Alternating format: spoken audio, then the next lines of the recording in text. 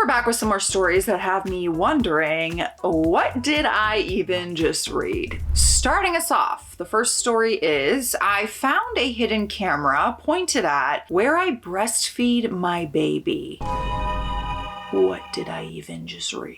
This story came October 11th, 2025. I'm honestly kind of freaking out right now. For context, I'm a teen mom to my 7-month-old daughter. I recently started nannying again because I needed the income, and I took a job that wasn't ideal. 2 kids in my neighborhood for $16 an hour. I used to study child health and development in college before I dropped out to raise my daughter, and I've got about a year and a half of nannying experience. I found this family on care.com, and looking back, there were so many red flags. She had no profile picture. She refused a phone interview, saying she only does it in person because she can tell character better that way. She used military time for everything, so I assumed she was ex-military, but she's not. And she insisted on meeting at a school, not a coffee shop or anywhere public that I had suggested. She was 15 minutes late and showed up in short shorts, no bra, slippers, and high socks. Not exactly the strict, polished person I expected based on her tone over text messages. She has 3 kids, 6 female, 4 female, and almost 2 male. The interview actually went okay, and because she lived nearby, I accepted the job on the spot. She mentioned paying me as a 1099 contractor, which is illegal for household employees in my state. So I told her she would either need to do under the table cash or a proper W-2. She chose cash but refused to sign a contract because she didn't want paper trails. Another red flag that I should have listened to. Well, you know, I'm not going to kick you when you're down, but at least you're aware of all the red flags so far. During the interview, I specifically said no secret nanny cams. She told me she only had 2 cameras, which were in her kids' rooms, which I was completely fine with. But then weird comments started happening. One day, I served the kids some fruit that was already cut up in the fridge. Later, she mentioned, "You forgot to wash it." Another time, she brought up a snack that I had packed for my daughter, one that I never left at her house. She mentioned me wiping down her counters with a reusable towel, something she couldn't have known unless she was watching me. She also somehow knew that I use voice to text because of my dyslexia, something I have never told her. At that point, I assumed there was a hidden camera or microphone somewhere, which was super off-putting considering she knew that I breastfed my daughter and had specifically asked if there were any cameras. The vibe in general was just off. She made really degrading comments, like saying she doesn't understand why anyone would go to college for child development, and strictly keeps referring to me as a babysitter. She was dismissive, controlling, and constantly added new chores on top of childcare to the point that I could barely focus on the kids. Her daughter would also often say some weird and concerning things. For example, "My mom's gonna be mad, but it's okay because she won't be mad at me." Oh. Or, "The floors are really dirty. You need to sweep them." And one time she went on a full minute tangent about silly, forgetful people who always forget everything after I left my lunchbox at their house overnight, along with this and some other stuff she said. And I just assumed that she was repeating stuff her mother had said to her. But today was the breaking point. My daughter wasn't feeling well, so she wanted to be held most of the day. The 2-year-old knocked over a set of picture frames on himself. This house was not at all child-friendly. The 4-year-old had multiple meltdowns, and when I tried to calm her, she started kicking and hitting me. I let the mom know that I would need to leave early, and she agreed as long as both kids were down for a nap first. While I was feeding my daughter before leaving, I noticed that Alexa was flashing green every time I spoke. I Googled it and I learned that that means there's a drop-in, basically. Someone is listening in. That's when I started looking around the room, and sure enough, I found a hidden camera tucked inside an open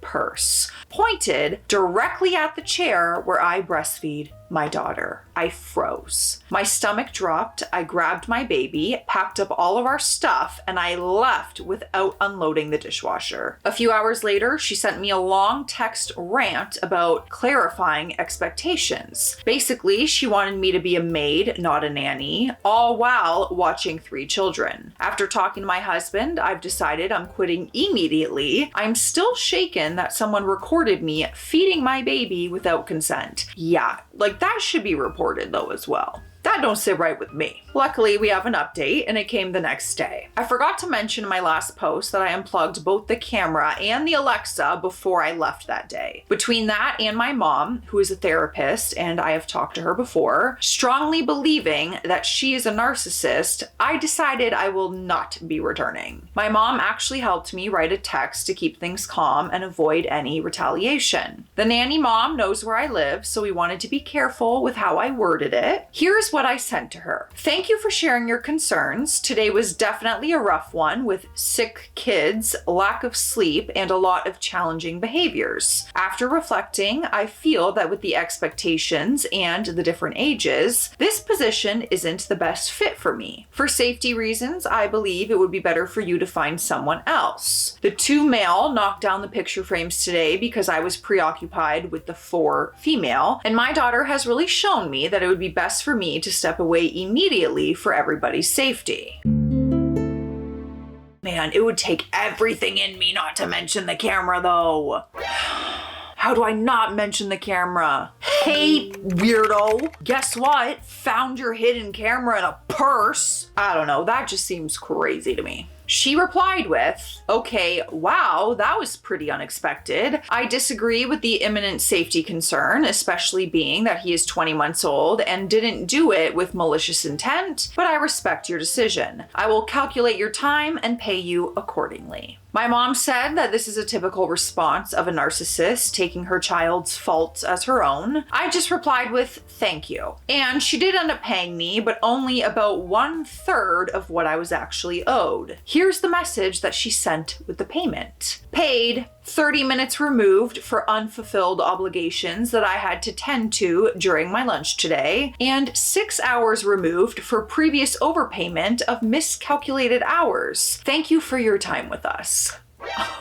The unfulfilled obligations that she's talking about, dishes I had already cleaned, but I didn't put away from the night before when I wasn't even working, and not sweeping the floors. Also, looking back, I feel like there were a lot of mind games that she would play with me through stuff she heard and saw, including her miscalculating the hours. She randomly started counting my 5-hour days as 6 hours and would constantly mention it and write it on my clock-in sheet. I don't know if she was testing me, it just feels odd. She would also constantly repeat that she was a good person and had good morals, even sometimes going as far as repeating that she's a good person 3 times in the same conversation. I haven't filed a police report, but I also don't have any photos. I've reported her to care.com. She already has a post up for the new position. I'm planning to check in occasionally to see if it's taken down and if she hired somebody else. They sort of live in my neighborhood, so maybe I'll be able to catch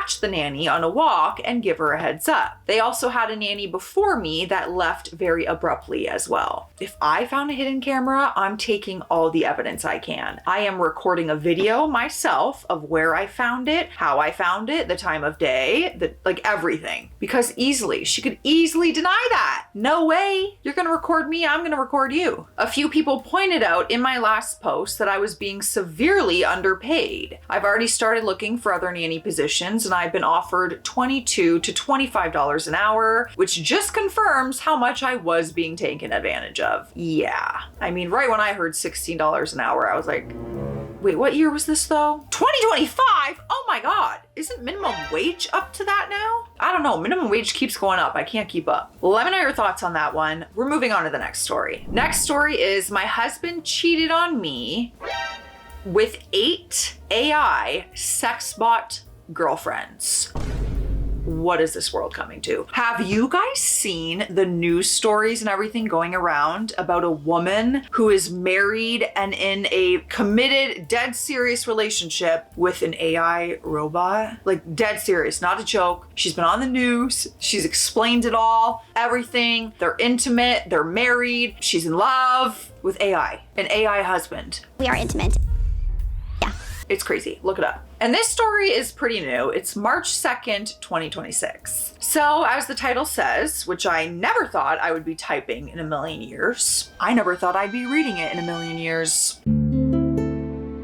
What a freaking time to be alive. Last night, I went to wake my husband up on the couch and I saw that he left his phone open on his chest. It was large paragraphs from a woman and shorter responses from him. I immediately felt my stomach drop to my freaking balls. My hand is up taking a picture before I even know what I'm doing. Upon further analysis, it seemed to be a sex bot app, okay? In and of itself, that's not really an issue for me. Adult videos doesn't bother me at all, but he called her babe in the messages, which is what he calls me. So now I'm suspicious as so of course I go back in there and I record his screen and I scroll through not one, but 8 simultaneous AI girlfriends, each chatted with a few days apart, sometimes less. Guys, if this was just a sex thing, I would be concerned, but not scared for my marriage. But he is taking them on little virtual dates, saying I love you, and calling them pet names, having graphic role play intimacy with them, the whole freaking 9. He has been distant with me for months. Every time I bring it up, he says his libido is down. I've expressed my concern for him and our intimate relationship several times, and it has always just been brushed off. I guess I know why. He hasn't taken me on a date in 8 months. He's gotten me flowers once on Valentine's Day, which was all he got me despite promising more. We barely have sex despite my attempts. I ended up sneaking out and going to my best friend's house. I came back and we talked. He was very apologetic, but also tried to lie and say, I don't really do it. Video evidence would suggest otherwise. And quote, I promise I don't think about them when we have sex. Great. I wasn't thinking about that, but now I am. And also my favorite, he told me he deleted everything even though he wasn't sure if that is why I left. So he knew it was wrong from the start, or he wouldn't have done that. I gave him a chance to come clean about anything else, and he said he hasn't done anything. We will see, I guess. I told him that we were doing marriage counseling, which he has always been against, and that I'm going to need time to think about this. He agreed and promised to be a better husband, but he's made promises he won't keep before. I guess I'm just at a loss. We are so young, and we have only been married for a little over a year. We have had a very stable, trusting relationship up until this point, but I don't know if I can get over this. Whoa, this is the most bizarre situation. I never thought the world would come to having a new form of cheating with AI sex bots. I didn't even know that existed. There's apps, apparently. News to me. We have an update and it came 2 weeks later. We're now at March 16th.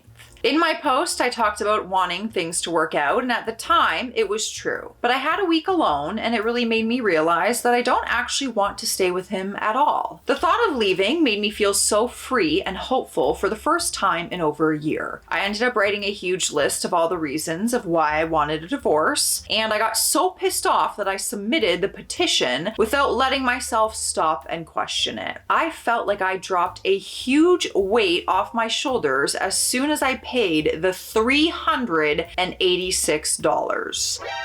Is that what it costs for divorce papers? Is it different everywhere? Clearly, I don't know anything about it. There's been some discourse on this sub recently regarding women in crappy situations and how they seem to allow themselves to stay in really crappy situations. I think I'm pretty qualified to share my perspective on that. I grew up as a Southern Baptist pastor's daughter in an environment where marriage was something sacred. And when men inevitably messed it up, women were tasked with undergoing the pain of fixing things.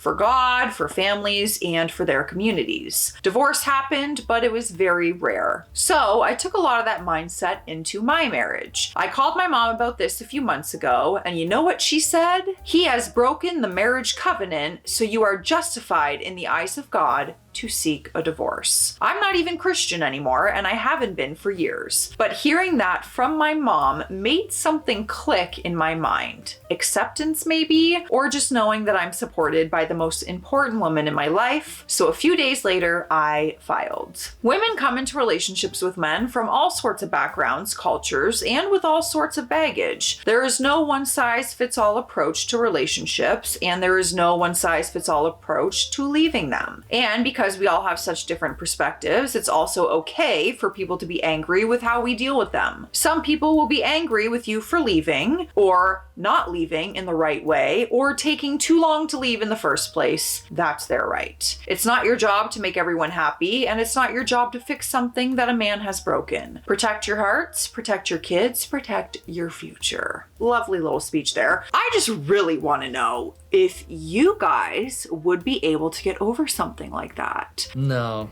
don't like that. Because it is AI, it's not technically real, but those are still behaviors of infidelity. So I wouldn't like that, and I wouldn't be okay with that. That would be so strange and weird to navigate. But I'm very curious as to what you guys think about something like that. Never did I think we'd be having this conversation. Bizarre. Here we are. What a time to be alive is right. We've got more bizarre stories, but we need to hydrate. Cheers. You gotta drink your water, okay? It's important. I don't even think the lighting is doing them justice, but my eye bags today are out of control because I woke up at 3 a.m. and could not sleep for the life of me, like to a point where I was reading in bed to try to like fall back. I was up for hours. I'm on, I think like a good 3 hours of sleep, if that. So the bags are, oh, you could see them there. They are deep rooted today. I also have a pimple. Oh, and my hair is poking out up here. It's a good day all around, really. Next story. My friend slapped my bum on a night out, leaving a handprint. My husband doesn't believe that it was her. How to convince him? Oh my gosh. This story is also hot off the press. It came March 9th, 2026. 2026 has been a wild year so far on Reddit. What is going on this year? All right, went out for a friend's birthday on Friday night and I had a few drinks. Early on in the night, I tripped over something before I even had a drink and I ended up on all fours and one of my friends ran by and slapped my bum. We all laughed and the night carried on and I thought nothing more of it. When I got home around 1 a.m., my husband was still awake in bed. I undressed to get into bed, and that is when he noticed I had a hand mark on my bum. He instantly jumped out of bed and started demanding to know what it was and who did it. I stuttered a bit because I couldn't even remember when it dawned on me, so I told him what happened, but he didn't believe me. He asked for my phone and obviously found nothing too serious, but just said that I had deleted everything to cover my tracks. I went to the bathroom to have a look in the mirror, and there was a definite handprint on there. He followed me and we stood there arguing for over half an hour, and every time I tried to leave, as I was cold and naked, he would stop me and accuse me of trying to run away. He said this doesn't sound like my friend at all, which is true. She's a very timid and quiet person. He also said the handprint is too big for a woman, but my friend is tall. She is around 6 foot and does have big hands. I even ended up calling my friend to corroborate my story, and she even offered to come around and prove that the handprint is hers by putting her hand on the print. He said that we made up the story between all of us and used the tall friend as the culprit, as as she had the biggest handprint. I asked the group chat if any of them had a video, but they didn't. All weekend we've been having this discussion and he really doesn't believe me. The handprint is gone now, but he can't let it go and he keeps constantly asking me. It's 4:45 a.m. here and he woke me up at 4 a.m. to ask about it. How can I make him believe me? I don't know what to do. Oh my God. So frustrating for you because you're like, no, literally, it was my friend. But also I understand for him, he's like, bro, there's this massive handprint on your butt after you went out for a night of drinking. Like, I get it, but oh man. The only thing I could think of is if like the bar had security footage and you could literally be like, hey, this is gonna sound crazy. Is there any way you can check the footage to see if you have this moment? Because, you know, literally he thinks that I'm cheating on him. Anyways, let's see what happens. We have an update 6 days later. We are now at March 15th. I'm gonna start by clearing a few things up from my last post. My husband chose my outfit for me that night, and it was a very thin dress with a thong underneath. So there was very little protection of my derriere. I was also on all fours laughing, so my bum was sticking up, and then I heard the footsteps running towards me, and I got absolutely thunderclapped on my arse. The sound echoed around the housing estate, and you know a slap is good when both the slapper and the slappee are in agony. All night that cheek was warmer than the other. I'm also on blood thinners, which means I mark and bruise very easily. The second thing is my stammering when I told him. It might be TMI, but I was doing a sort of striptease for him while he was in bed, and as I let my dress drop, I stuck my bum out so it was right near him, and he screamed at the top of his voice, "What the F is that?" And then jumped out of bed and got in my face, making me fall on the bed, and screamed, "Who the F did that?" It took a couple of seconds to realize what he meant. If he had asked normally, I would have just said, Emily slapped my arse. Also, I wasn't drunk like so many people said. I had 3 glasses of wine over 6 hours. All the men who said a married woman shouldn't be out without her husband, and there were at least 5 of you, are gross. My husband goes out every weekend, but I do it 3 times a year and I'm suddenly for the streets. That's crazy. If people actually think that. Yeah, you can have individual lives. Like, what do you mean? What do you mean? What do you mean? You can't go out with your friends for a few drinks without your partner? I mean, if you want that marriage, by all means, but could not be me. People asked about our intimate life. We used to do it nearly every day, but in the last few months, it has dried up to once a week. I have brought this up to him as I do need it more. Also, the not so serious thing that he found on my phone, which a lot of men took to mean that I'd been messaging someone else. It was a adult video that I favorited because I liked it. Now on to the update. It's been over a week. He still doesn't believe me, and I've told him I want to split up with him. Oh. Emily offered to come over on that night, but he said no. I've told him to speak to all of my friends, but he also said no. When I said, look at the rip I have in my dress from where I fell and my bloody knees, he said that's from giving a BJ. How aggressively does he think I dropped to my knees? He looked through my phone again and found nothing. When I asked to look through his, he said, no, I'm not the one on trial here. He has woken me up 3 times in the night to berate me. He has burnt all my going out clothes. He has threatened to post photos and videos of me to show the world what a slag I am. He has also grabbed me twice and pushed me onto the sofa once, which I will be informing my brother about later when I see him for Mother's Day. Okay, well girl, this is crazy. Threatening to post and release private videos of you, putting his hands on you, burning your clothes. Nuts. Bye-bye. I'd be gone so fast, especially because I didn't do anything. So all in all, a crap week, and I've told him to get the F out of my house and that I will still be divorcing him. He has not worked for 6 months and has no savings, and the house was mine before I met him, and he's never paid anything towards the mortgage or any repair or upkeep work, so he's getting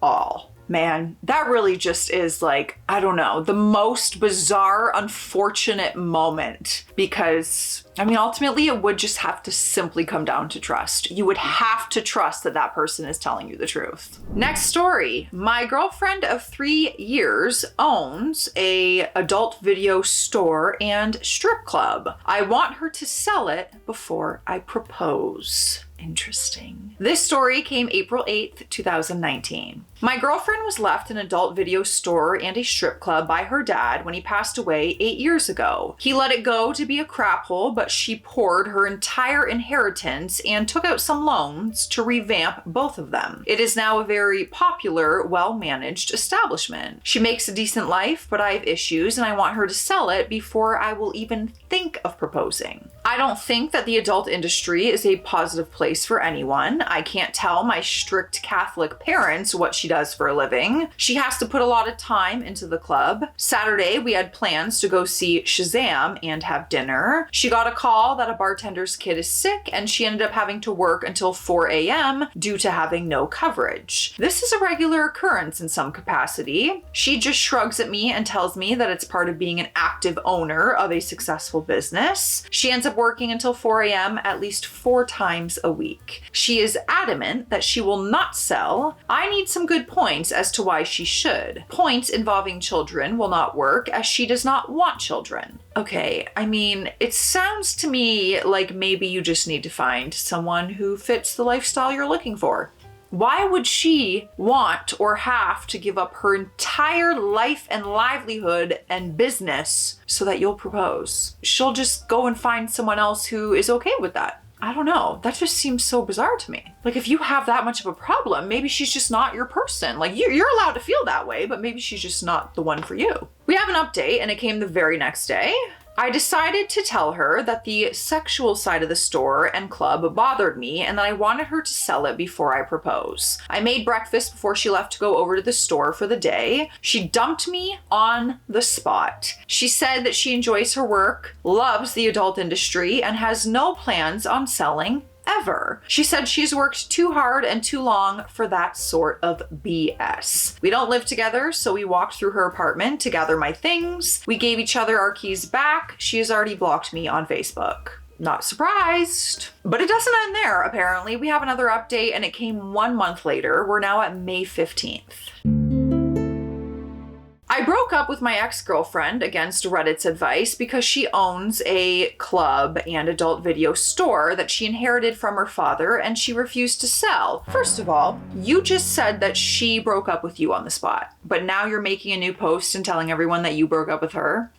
Interesting. I ended up telling my parents what she did for a living and they were shockingly cool with it. My dad said even he had his suspicions because he knew her dad growing up and figured it out through the last name. Her dad was actually very well known in our town. I went to the club last week to try to talk to her, but she was covering for a bartender again. She was dressed up as Harley Quinn and she did the cocking motion with a bat like Harley did in the movie while I was across the room heading towards the bar. Next thing I know, I was being escorted out by the bouncers. She blocked me completely on everything. I was thinking of sending her a snail mail letter, but does that even work? I'm not even sure what I would say. I don't know.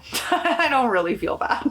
Don't know what to tell you. You were just hoping that she was gonna be like, okay, and give it all up. I don't know, man. You never, like, it never crossed your mind of what if she breaks up with me? You didn't work through all that before making this decision? I don't know. Let me know your guys' thoughts on that one. On all of them. This has been such a bizarre video. Truly, what did I even just read? I'll see you in the comment section. Stay classy out there. Stay sassy. Bye.